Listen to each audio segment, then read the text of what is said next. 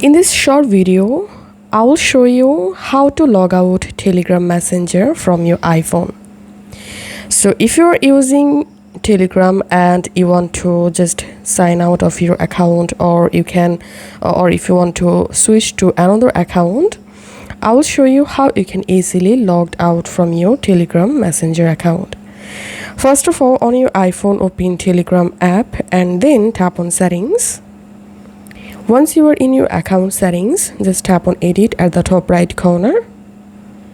And here, once you are in editing mode, at the bottom of this page, you will find this logout option. Just tap on logout. And now, tap on logout and tap on OK.